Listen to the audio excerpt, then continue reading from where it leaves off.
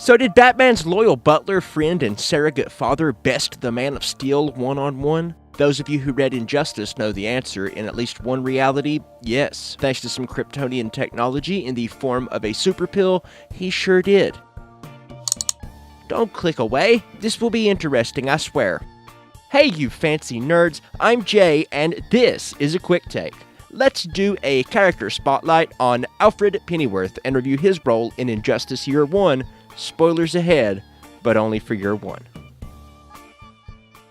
Alfred Thaddeus Crane Pennyworth is the ever-loyal butler of the Wayne family and Bruce Wayne's surrogate father after the death of his parents, Thomas and Martha Wayne. Yeah, Batman's parents died. We're really breaking new ground with this one. Alfred first appeared in Batman number 16 in April of 1943 and was created by artist Bob Kane and writer Don Cameron. And knowing Bob Kane, probably other people too, but that's just me speculating. Alfred is a do-it-all butler, not even joking here. If it's humanly possible, he can and will do it. In fact, his background seems to be well-suited for life in Batman's world. He joined the military at a young age in his home country, the United Kingdom, where he became a field medic. After many years in the British Royal Guard, he eventually moved on to work for MI5 as a spy. He eventually tried his hand at acting after serving his country, but when his father Jarvis passed away, he left home to become the butler for Thomas and Martha Wayne. While Injustice takes place in a different reality in the DC multiverse, it's very likely that Injustice Alfred shares the same background, or at least a vastly similar one.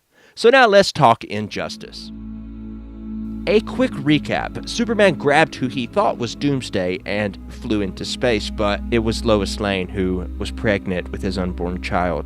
The Joker had drugged Superman. He'd been hallucinating. However, that's not where the heartbreak stops. The Joker had set up a nuclear warhead in Metropolis and somehow wired it to Lois's heartbeat. When her heart stopped, so did the city of Metropolis. Superman lost the love of his life, his child, his city, and nearly everyone he knew, all in one fatal day, and it sent him down a dark path. In a fury, he murdered the Joker and blamed Batman. Batman had caught these lunatic Gotham criminals over and over. Every time they escaped, he locked them back up in the same place. From Superman's point of view, it was all a game for Batman. The Joker once said, "All it takes is one bad day to reduce the sanest man alive to lunacy." Superman had his one bad day, and it made him into a dystopian dictator. As a result, Batman and the rest of the world had quite a few bad days as well. So bringing it back around, where was Alfred's place in all of this? Well, at first, he didn't seem to be too important to the plot. There was this scene of Alfred trying to remind Superman of his humanity while the two best friends, Batman and Superman, were still on speaking terms, barely. The next time we see Alfred is after the accidental death of Dick Grayson at the hands of Damian Wayne, reacting the same way many of us would to the death of a grandchild. Then we have this scene where Batman is trying to, and doing a poor job of, reconciling with Robin. Damian had just come from the Watchtower where Superman and his allies had just finished a meeting. Lex Luthor had announced a new pill based on Kryptonian nanotechnology that could increase the strength and power of a human being by 1,000-fold. Damian had taken this drug. In the heat of the moment, Damian pushes Alfred, who goes flying into a monitor. Because of the super pill, he didn't know his own strength. Batman lunges at Damian, but he punches the Dark Knight, who flies into a giant penny that they keep in the Batcave as a trophy. The penny falls toward a defenseless Alfred as Robin looks on in horror. So, about that giant penny. And now, I will explain why there's a giant penny in the Batcave in 2 minutes. Flat. Put 2 minutes on the clock and let's go. Whether in the Injustice universe or the normal DC continuity, Batman always has a giant dinosaur and an oversized penny displayed in the Batcave. The Batcave itself first appeared in the 15-chapter Batman serials released in July of 1943, where it was known as the Bat's Cave. In October of that same year, the Batcave, this time not plural but 2 words, made its way into the Batman and Robin comic strips appearing in daily newspapers across the country, complete with a nifty map. Then in December of of that very same year, the Batcave No Space debuted in Detective Comics number 83. As for the animatronic dinosaur, Giant Penny, and other Batcave trophies, they made their debut in Batman number 12 in 1942, predating the Batcave. Note the window in this panel showing the trophy room. I guess Bruce Wayne doesn't get a lot of visitors. After the creation of the Batcave, these trophies began to appear within the cave itself as of Batman number 48, and still do to this day.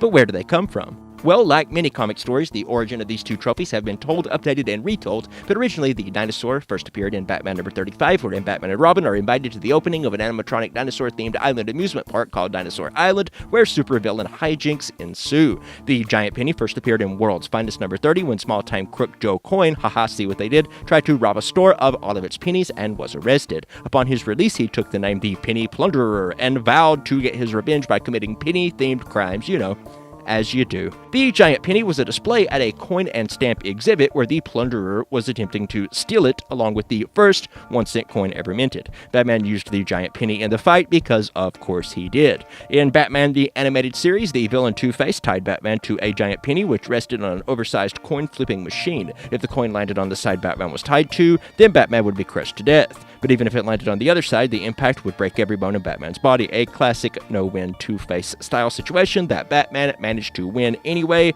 because of course he did.